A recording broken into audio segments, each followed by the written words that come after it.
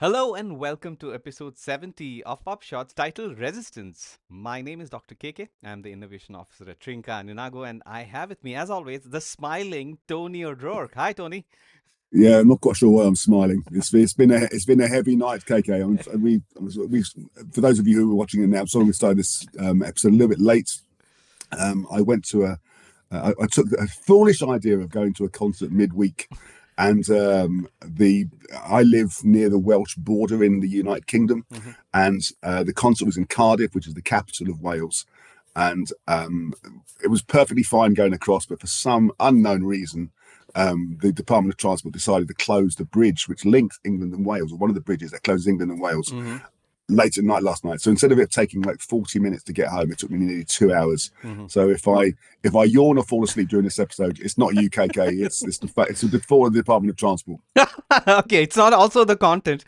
It's nothing to do with this. We just have to blame Welsh bridges. Blame Wales. Yeah, yeah. I think it was a good concert. I'd go again. It was a lady called Kate Rusby, who's a quite famous folk singer here in the UK. Right. Thanks, Tony. Please introduce yourself, the show, and why we're calling this episode Yeah, Resistance. so Yes. well, I'm Tony O'Rourke. I'm Vice President for Partnerships here at Inago, and I look after relationships with mostly with with publishers as well as societies. And this episode is called Resistance, and the reason we call it Resistance, which by the way is named after the song by the great band Muse, Mhm. which from their album is it? I can't remember the album is called. It's called Resistance, I think. Yeah, the album is called That Resistance. album Yeah. that album is absolutely filled of themes of uprising and resilience, which is kind of what this episode is about. It's how AI-powered tools are challenging Mhm. and sometimes overriding traditional editorial control. And we give examples of some things like flawed AI summaries, Mhm. um, publisher-backed AI agents, and the sort of things that are where the publishing industry is pushing back against some of the seen activities of AI. Excellent. And if for those who are tuning in, this is the 70th episode, and you can watch all Good previous news. 69 episodes on our YouTube channel, Inago YouTube channel. You just have to search for Pop Shots, and you'll find a playlist with all the episodes. And please, if you watch and if you enjoy the content, please like, share, and subscribe to the channel, and as well as let us know what you liked and what you didn't like, or any comments regarding what you would like us to cover, because we love your feedback, and we look forward to receiving it and incorporating your suggestions in our episode. So, Tony, with that, are you ready to talk That about the articles related to resistance? I have no resistance to starting. Excellent.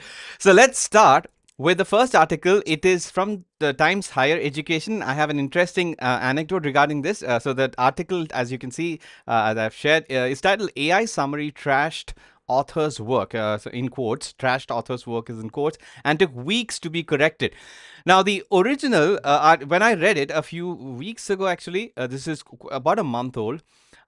This article was titled Elsevier AI summary, so that has been changed suspiciously. But anyway, we understand that publishers do not want any negative stories related to it, at least in the title.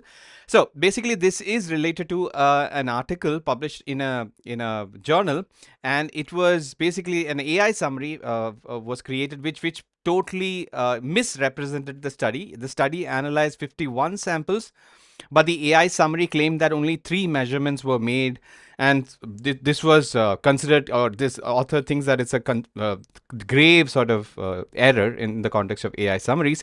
And the AI Q&A, Elsevier apparently published without notifying the author, and it stayed online for weeks and was removed only after repeated appeals. And Elsevier admits that it was part of a short-lived AI trial with human oversight, but the process lacked any author review or correction workflow. And more and more publishers and other organizations are going to be rolling out AI summaries, right? I mean, so this Yeah. this is concerning. And so, Tony, I'm going to ask you, what is the role of AI governance and human oversight in general in such systems, and why is it important from the point of view of academic research? Well, let me go back one step. I don't think the principle of AI summaries is concerning necessarily. I think there is a role for AI summaries, Yeah. and in terms of being able to produce and importantly produce accurate representations of the article. However, and you hit the nail on the head. There is an absolute need for human oversight until such a point where the AIs that are being used are 100% robust and totally 100% reliable and 100% accurate, there will always be a need for human oversight. Mm-hmm. I suppose what surprised me here, and I'm sure there must have been some kind of engagement with the author, but what surprised me here is that the publisher will then produce a summary that isn't actually checked, or that hasn't actually checked by the author themselves. And maybe that's one of the processes that has having to change. That until we get to that sort of perfect point of perfection, there has to be that engagement with the author. I mean, there has to be, because their paper after all. Right. And so, Tony, And it just again, it just Hmm. highlights the needs because of guardrails. I know we have tools which provide guardrails.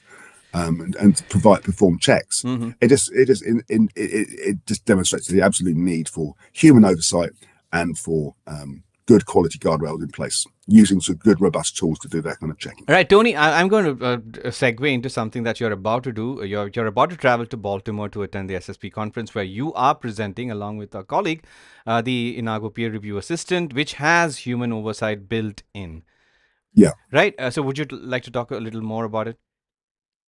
Yes, what the conference or PRA? So PRA is will be. It's not actually live yet. Mm-hmm. It's a peer review assistant, as KK says, and the whole point of PRA, a peer review assistant, is to provide a workspace for reviewers to help them in the review process. So the publisher can choose either to allow the AI PRA to do the review, to do a review first, which is then checked by a second human reviewer, Right. or, and we think that at the moment it's probably the more robust method, Right. is where the human does the review first, Yeah. and then the AI simply checks and verifies, and perhaps might provide things like additional references or maybe additional data that would support or agree or disagree with the reviewer's work. So it's a workspace that sits within the publisher's manuscript management platform. And Tony, if a publisher is listening in and want to know more about it, how can they come and meet you? They just need to contact me. Just need to send me an email at tonio@inago.com or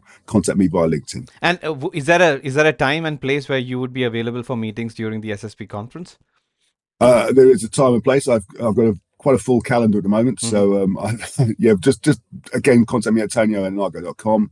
Or if you go onto my LinkedIn page, you'll find there's a Calendly link, and you can arrange appointments there. Excellent. Thank you, Tony. So moving on to the next story, it's from ALPSP, the Association of Learned and Professional Society of Publishers. It's an open access opinion. Another twist in research integrity concerns, I guess. It is titled "Fraudulent Research Falsely Attributed to Credible Researchers: An Emerging Challenge for Journals." So when I read it, I could not believe what I was reading. So in a nutshell, we are talking about a combination of ghost authorship and data fabrication. It's a combination, and it is sort of a variant of the paper mill or predatory journal publishing, but the content that is generated is attributed to real researchers, like reputed researchers, and the victims of such a fraud only get only discover this because of unsolicited ResearchGate queries, and there is no other sort of communication sent to them. They don't know about it until they get somebody writing to them about their research, which they haven't even done or published. So Retraction Watch data shows that this forged authorship is actually not rare, and but the full sort of a group hijack is of a research, in the sense, let's say Tony, you, I, let's say a couple of other people from our organization, our research group, and we do genuine research, and then suddenly a bunch of research articles are attributed to our research group without us knowing. So that group level of hijacking is new, and this is obviously because of things like publish or perish and AI generation. The means for generating such content is very, very available and accessible, and predatory journals gain legitimacy by slapping such legitimate researchers. So this is why we need cross-industry metadata and identification related Disambiguation. Yes. Disambiguation. Yeah. And some of the things mentioned are obviously ORCID verification and many other things, including know your author, which Adam Day from Clear Skies talked about. We covered that a couple of episodes ago. And I cannot believe the variations in research integrity concerns that we are seeing. I think we are about to talk about a couple more in the next episode. What are your thoughts? Well, listen, two things. I can understand how some of these papers will slip through the net You imagine you receive a paper, and one of the authors on that paper is a well-known, well-respected, possibly a Nobel Prize-winning author who has got nothing to do with the paper. So a publisher, as an editor, um, will take the paper as read, as given. You'll respond to an email address which may itself be fraudulent, Mm-hmm. and have a perfectly normal communication, normally dialogue with them. Right. It's so difficult. And you publish a paper in good faith. It really, really reinforces again the need for the guardrails, for things like the kind of technical check reports that we do, where we can help to disambiguate Right. authors in some way. Mm-hmm. Such a worrying area, but it just demonstrates how the criminal mind can be sometimes more creative than the journals that they're trying to fool, and they're clearly working.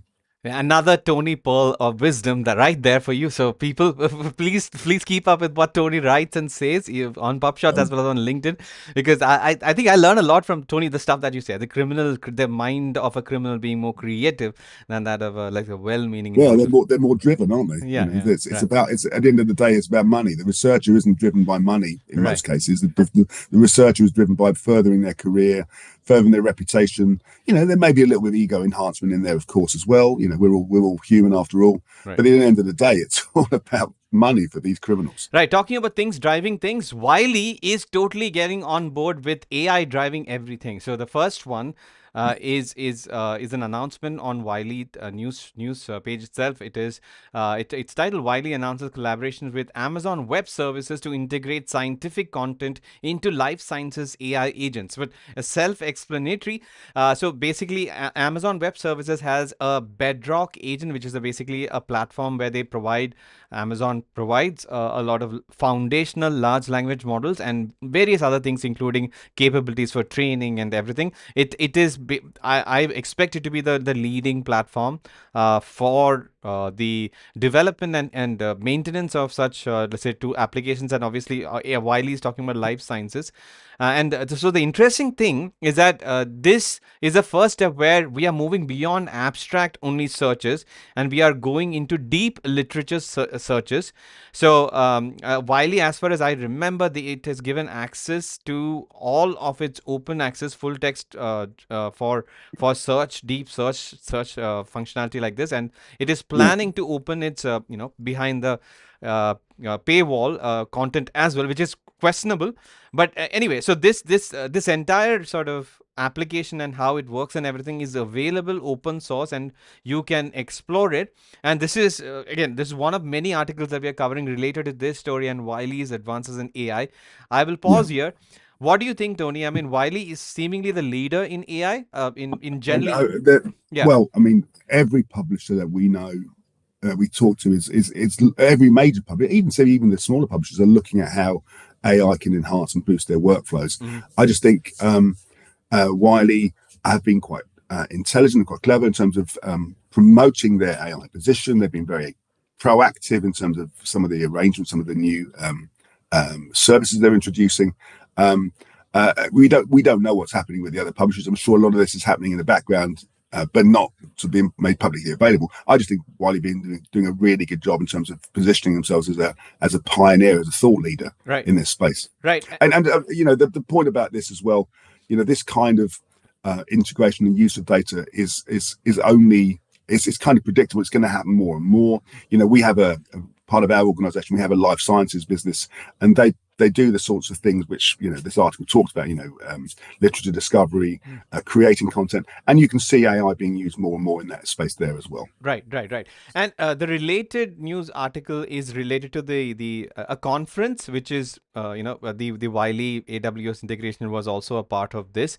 So this conference Oh yeah. was held, I think, the 7th or 6th of May earlier this month, and it's titled It was held, yeah, 6th of May in New York, and it was titled "From Molecule to Market: Life Sciences Transformation in Action." So, if anybody, if any of our listeners are wondering what sort of applications in AI in life sciences are we talking about, these include for mirroring the drugs life cycle, for drug discovery, for clinical trials, and improving how to conduct clinical trials, for manufacturing, commercialization, all sorts of, like, the entire span of drug development from a pharma company point of view is a, I guess, a ripe, a platform for AI implementation and optimization, and that is what this conference was about. I expect, Tony, more and more publishers to sort of dip their toes into this life sciences AI assistance fields, and I'm excited. And Yeah.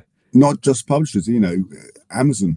I Yes. mean, AWS is backing this. It just shows how significant they think this space is, and which is a very, very significant space. I mean, how much more important research is there, certainly from a personal point of view, than drug-related research. Right, right. And, just another sort of a related story is the Perplexity and Wiley partnership, which is announced on the Perplexity blog itself. So it is What's perplexity? well, Perplexity is one of the more popular large language model chatbots, and it rose to fame when ChatGPT was well known. It rose to fame because it was sourcing its answers and providing the list of sources. If suppose you were to ask, let's say, what are the major AI related announcements by Wiley, ChatGPT would, at that point in time, if ChatGPT could have done that, it would just list things, whereas Perplexity would list things and along with the sources where it picked it up from. And since then, Mm. Perplexity has risen to be the I guess the most preferred chatbot in terms of procuring information. And even now, in like 3-4 years after its launch, it is still considered to be the best, despite ChatGPT, Gemini, Claude, etc., adding similar features of sourcing. And it offers a lot of, let's say, basically it's a first, or the preferred chat bot if you are doing deep research like a researcher would, right?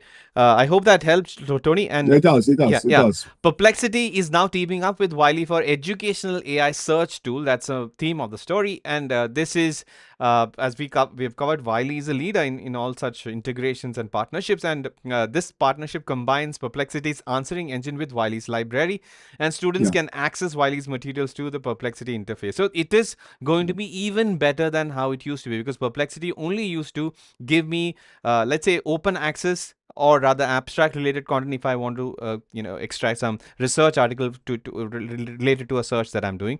So it's going to be even better. These are the features that we are also planning, Tony, in our peer review assistant, as well as the Yeah. related deep reading Yeah. product Inago Read. So exciting times for researchers, but everybody It has to does. keep an eye on Perplexity and Wiley and related brands. Yes, Tony. I'm interested to know how the Wiley this relationship will then enhance the view of Wiley data within Perplexity compared to other content out there. What extra data the user's going to see as a result of this Right. collaboration. Right, Interesting. right. I cannot, because it is only available. I don't have a paid plan for Perplexity, but No, it's no, available yeah, for Enterprise Pro and for those institutions who have signed up. So that's yeah, interesting. But anyway, good trends. And moving on to the next one, it's an Elsevier press release. Title: Elsevier adds 500 million records from clinicaltrials.gov to Embase, enabling a seamless search experience in the world's most comprehensive biomedical database. So the title is very self-explanatory. This yeah. integration enhances Embase's biomedical literature database, and researchers can now view clinical trial data alongside peer-reviewed literature. So both, which is very useful if suppose you are in the field of medical or life sciences. And eventually, the whole idea is to improve systematic reviews, trial design, and drug safety. So as I mentioned, Tony, related to the Wiley, AWS, and the related conference, this is going to be a big thing. I'm going to say, or rather declare, that this is one of my predictions for 2025. You already made two, and life sciences integration in AI is going to be a leading story in 2025. Your thoughts? Uh, Nothing particular. I think it's logical that an organisation like Elsevier, which owns multiple databases, it owns clinicaltrials.gov, I think, doesn't it? I think, I and it also owns Embase. start integrating some of those resources. I mean, Right. absolutely why not? It adds value if you're not necessarily a clinicaltrials.gov user, but you are an Embase user, and there's data in one that would relate to the other. Why wouldn't you want to be able to add value by Right. adding that content, something that you already own, at least you've developed yourself, into those other resources? I think it's a great thing. I think we're going to see a lot more of it, as you say. Right, Tony. Before I move on to the next story, are you familiar with the band Silverchair? I am. Yeah. Do you like their music? Oh, the band Silver. I thought you said the brand Silverchair. No. I've got a couple of their CDs. I don't think I've listened to them very much at Okay. all. So, All but right. yeah, Yeah, okay, okay, fine. So this is related to not the band, but the brand Silverchair, the publishing the platform. brand Yeah, Silverchair. yeah. That's what I thought you asked. Yeah, Yeah, so Silverchair, this is an announcement. Silverchair launches AI powered dynamic discovery on the Silverchair platform. So, reading my quick notes, this is helpful for researchers to find scholarly content, and it uses advanced AI to refine search results with natural language queries.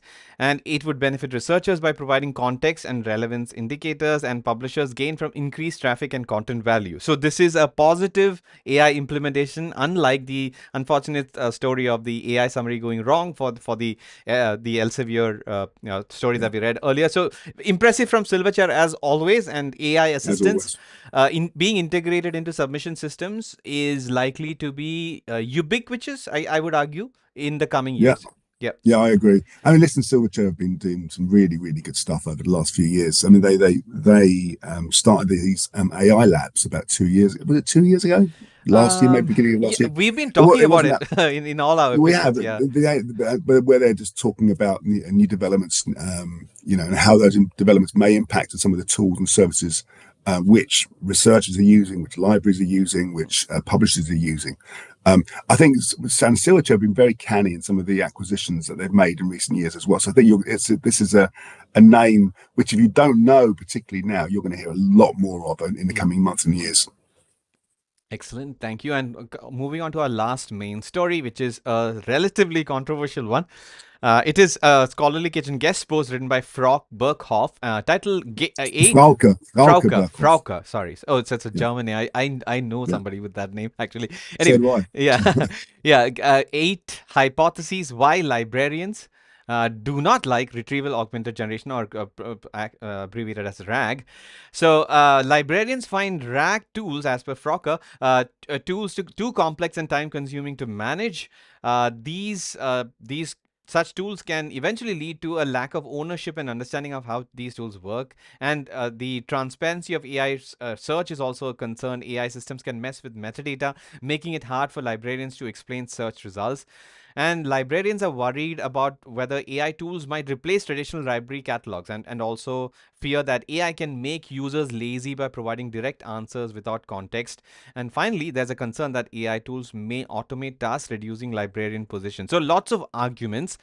In general, I find merit in some, but in general, I disagree with the fact that librarians are, or let's just say, the concept of libraries will only benefit from AI assistance, especially by systems, I mean, with systems like RAG, because it would provide rich context and relevant information for a reader to sort of get into whatever they are trying to read and learn. Oh, And I'm not sure I agree, KK. I think libraries today are going through potentially, I think, an existential crisis. If you think 20, 30 years ago, this is just my opinion, Mhm. 20 or 30 years ago, what often defined an academic institution was the quality of its library.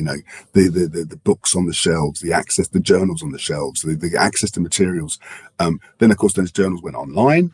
And the need for the researcher to visit the library became less and less. And this particular article, for example, was written by a subject librarian. Mhm. Subject librarians in particularly well, not just in Germany but worldwide, but where the subject librarian role still exists, is a fundamental role in terms of supporting the work of the researcher, Right. in terms of supporting the researcher and identifying the most relevant, the most important content to support their research, or at least to start that research process. And what these RAG tools are doing is you're potentially threatening the Mhm. role of the subject librarian, and I completely understand the response.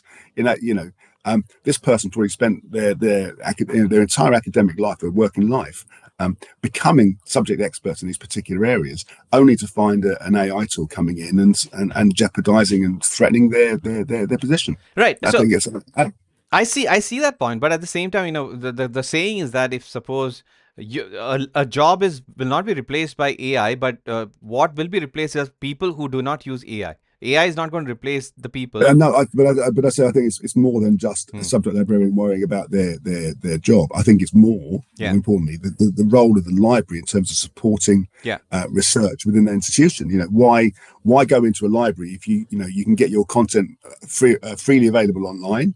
So the library doesn't need to subscribe to it, or you can find your articles freely available. You've got a RAG. That means you don't have to talk to a human individual to get the information that you need to start your research, or to continue your research, or to justify your research, or to Right. whatever it is. And there's so many things which potentially, unless libraries start to intelligently integrate these tools into their workflows and into their process, which I know a lot of them are, of course they are, Right. causes concern Right. So for them. And I understand that. but I would argue from a underdeveloped third world student researcher point of view who may not have access to librarians, Right. Okay. it's Yeah. for such individuals, having a system which would help them get a deeper understanding of what they can and cannot read would. I can't argue that at all. One of the great things this does is brings in almost like for want of a better word, a democratization Right. of access. It's not just for the rich West or the rich first world Right. countries to have access. Anyone can have access to these content from that. So, for that perspective, and also, a lot of these developing countries or emerging countries don't have that kind of traditional, Right. Infrastructure. sometimes 19th century sort of structures that Right. the European libraries, for example, and US libraries may have in place. Right, right. Okay, we are done with our main stories. We have 4 quick hits, starting with the first one. CCC, Copyright Clearance Center, has been honored as a 2025 Artificial Intelligence Excellent Awards winner. Completely unsurprising for me because of the work that CCC usually do. So this is for the advancement in AI through their annual copyright license, and CCC solutions help with licensing rights for AI systems. Tony, this was probably one of your predictions. I related to one of your predictions. Your thoughts on this story? It doesn't surprise me that CCC have been recognised for the work that they do. It's such an important work for publishers, at least, to be able to ensure that their rights, their IP, their investments are being protected. So kudos to them, and I think this was probably one of the first of a number of awards they're going to win. Right. In this space. Right. CCC may be doing things right, but Google Scholar apparently isn't. This is an opinion piece titled Google Scholar is still doing nothing about citation manipulation. So the author claims that citation issues remain unresolved in Google Scholar, and these are obviously more rampant as per the author, with recent cases showing citations being sold to boost H-index scores. Fake journals like JSTAR and IJEIMS are involved and publishing articles with irrelevant citations are being done to promote to boost metrics, and Google has yet to take significant action against these manipulations. So, Tony, what do you think a company like Google do? I don't even know if they find any commercial value in Google Scholar, because they have pulled the plug on various such things, and I'm kind of sort of expecting them to do this. But what should they do? What should a company like Google Scholar or Meta do when such research integrity concerns are? Stories like this only reinforce the importance of metrics. Mm-hmm. And if you're reliant on something like Google Scholar or Meta to do your academic research or citation research, and you find that it's not keeping up with things like citation manipulation, then it kind of undermines their value, and you stop using it. Right. So if they want researchers to continue to use these services, then they need to be more open. I'm sure they are doing things. Of course, they will have to be doing things, as it's an important information source for them. But they'll have to be able to demonstrate what they're doing to ensure the quality of what's coming out is still accurate. Right. And Tony, this is a screenshot. And I was going to say, actually, listen, if I can make a plug for a moment, if you're a researcher and you're coming across an article that you think is questionable, then we have a reference quality checker as part of our Inago reports tool, Right. Which will tell you whether Is it an out of date article? Is it an article that's been retracted, for example? Mm-hmm. There are all sorts of things it will check against. So you can use that just as a quick check to to ensure the validity of the research that you want to cite. Right. I was just quickly showing anybody who's watching this podcast that this is a WhatsApp screenshot from. Oh, sorry, it's a screenshot from a WhatsApp group that is selling citation manipulation at a rate of 15,000 Indian rupees or 300 US dollars. And this sort of a thing, racket is what one can expect. So please, for researchers who are watching or listening in, please do not fall for such scams. Be very careful regarding such things. So Tony, quickly, That's a very, very important public service announcement, KK. Thank you for sharing that. you're very welcome. And a couple of the last quick hits, another time for awards, another story related to awards. So CSC Awards, Retraction Watch has won it. So it's the title, Now is Not the Time to Fade, Retraction Watch awarded Council of Science Editors highest honor. So the award recognizes significant contributions for improving science communication. And Retraction Watch, which was started 15 years ago, I honestly did not know that until I read this. Initially uncertain of having enough content, now they have published over 6,700 posts and tracked more than 59,000 retractions. Incredible numbers. And Retraction Watch database is now part of Crossref, the leader in all such metadata related. Yeah. So this is, you just mentioned some other research integrity checks that we have. For example, the citation reference quality checker. We plug into the Crossref OpenAlex databases to get the right right information. So, any thoughts on this? I mean, well deserved is what I have to say. Oh, nothing. Absolutely well deserved. You know, if there's one resource which I think has risen to prominence in the last 2 years, it's Retraction Watch. Right. Because what they're able to demonstrate is the amount of bad actors there are in the academic publishing space. 59,000 retractions, 59,000 papers which are found to be fraudulent. Sounds like an awful lot, but let's put into context. Yeah. You know, every year, not just in cumulative, every year over 3 million scientific articles are published. Right. Maybe more than that. So it's still a tiny, tiny, tiny fraction. But, and the important part is authors need to be aware. Right. They need to know which papers have been retracted, and Retraction Watch does a fantastic job. Right. I'd like to know. So congratulations on winning this award. Right. And Tony, I just read the actual number. It's, I think, 0.4% of published articles are retracted. But I think we will talk about this very soon. Last quick hit, Web of Science delists bioengineering journal in wake of paper mill cleanup. The title is explanatory.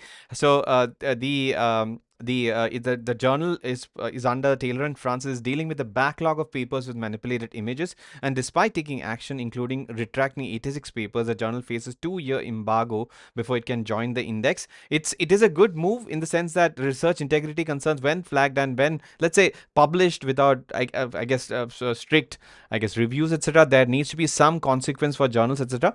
So a move in the right direction, I would say. And do you have any other thoughts on this? No, I think it's absolutely, again, reinforces what you were saying about what Google Scholar is seen not to be doing. Web of Science is absolutely doing by taking these active measures. So it reinforces the value of tools like this. And, you know, for a journal like this, which is probably completely unaware of these activities going on, okay, yes, they'll have been delisted for several years, and there'll be a sort of cleanup measure and a lot of cleanup measures going on in the background. But that journal can only come back stronger in 2 years' time. So it'll only be a better journal for it. And, you know, again, the prediction, I don't think this certainly isn't the last journal to be delisted. I think we're going to see a lot more journals delisted for potential not fraudulent, but for activities which undermine the value of that journal, which perhaps the publisher themselves had no idea about when they were accepting those papers. So paper mills, etc. That brings us to the end of our episode. So episode 70, Resistance. So Tony, if somebody is interested in reaching out to you, especially vis-a-vis the SSP conference in Baltimore, could you just let them know, and we will end this? Yeah, you just have to go to my LinkedIn page. You'll find there's a link there to my Calendly calendar. So if you want to make an appointment with me, you can contact me there, or you can contact me via LinkedIn, message me there, or you can contact me at tonyo@anago.com. Excellent. Thank you, Tony. And with that, this is the end of episode 70 of PubShorts, titled Resistance. And on behalf of Tony and the rest of the team that helps us bring such content to you, this is Dr. KK signing off. We will see you in the next one. Bye, Tony. See you in the next one.